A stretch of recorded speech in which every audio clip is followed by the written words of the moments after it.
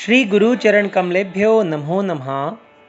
बहुनाम जन्म नामन्ते ज्ञानवान प्रपद्यते वासुदेव सर्वमिति सा महात्मा सुदुर्लभा। आत्मदर्शन अमृतवाणी 2289। हमारी आत्मा पूरी तरह शुद्ध है। वह हमें चोरी नहीं करने देगी, अपितु वह तो हमें वैसे ही प्रस्तुत रहने को प्रेरित करती रहती है जैसे हम बाहर से हैं वैसे ही भीतर से हो जाएं। पर बाहर भी भीतर जैसे होने का अर्थ है हम केवल परमात्मा के ही हो जाएं, क्योंकि उनसे हमारा कोई छिपाव नहीं है, ना हो सकता है। वाणी 2290। नरसिंह जी सुखी थे, नाचते गाते रहते थे। तुकाराम जी गाते बजाते रहते थे।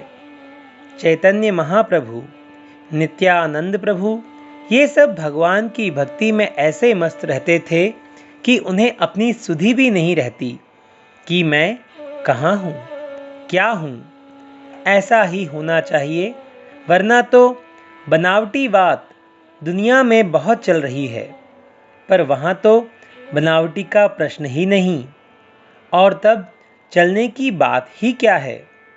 दुनिया में इंसान भटकता है, यह बात भी झूठ है, अपितु वह सो रहा है, इसलिए जाग जाए। होश में आकर सोचें, विचारें कि मैं कहाँ हूँ, कौन हूँ। वाणी 2291। श्री रामकृष्ण देव के तो नाचते गाते तन का गमछा भी उतर जाता था, अपनी सुध भी नहीं रहती थी।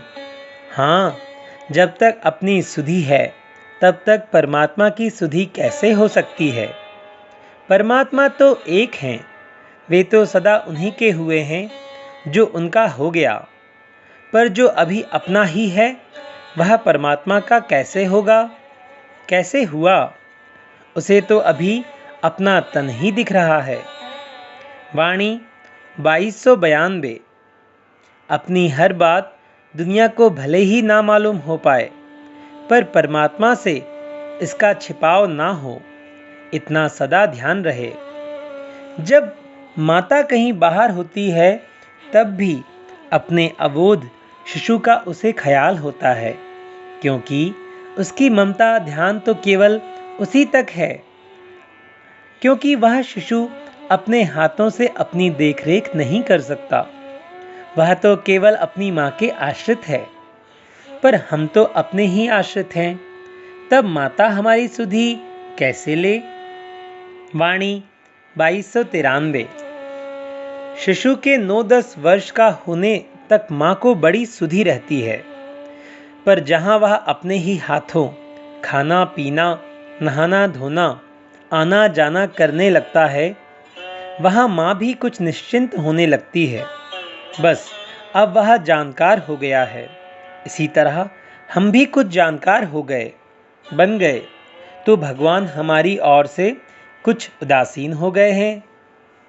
वाणी 2294। हमारी आंतरिक भावना की पुकार बाहर भी उच्चरित होने लगती है। फूली भाई गृहिणी थी, राम नाम कहती थी, तो चारों ओर उसके सामने की हर वस्तु राममय बन जाती थी। ऐसा ही होता है, जब शुद्ध हृदय से पुकार की जाती है तब वह ब्रह्मांड में गूंजने लगती है। वहाँ हम परमात्मा से अलग नहीं होते, ना परमात्मा हमसे।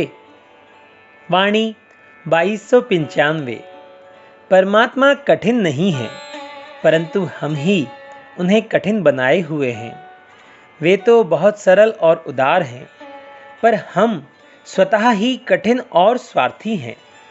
इससे उनके भी छिपाव किए रहते हैं कि शायद कुछ अपने लिए भी बचा रहे। अपने लिए क्या बचा रहे जब उन्हीं का है और उन्हीं का था। हमने ही चोरी करके अपने को उनसे छिपा रखा है। वाणी 2296। संसार में चलते हुए बड़े मनोरम दृश्य दिखाई देते हैं। एक जगह से मन हटा तो दूसरी जगह अटक जाता है। यह सब आँखों का ही दोष है। नहीं, हमारा लक्ष्य अभी परमात्मा प्राप्ति का बना ही नहीं है। इसलिए आँखें संसार के रंग में बारंबार अटकती हैं। चाहे जहाँ जहाँ दृष्टि पड़े, कहीं संतोष या तृप्ति नहीं हो सकती। एक हरि दर्शन के बिना आत्मा तृप्त नहीं होगी। वाणी 2297। एक संत थे, किसी दरवाजे पर जाकर रुक गए। एक स्त्री के ऊपर उनकी दृष्टि जम गई तो जम गई। कुछ लोगों ने देखा कि अरे यह तो संत है, यह स्त्री को एकटक क्यों देख रहा है, यह बड़ा ही मर्यादित नहीं है, अमर्यादित है।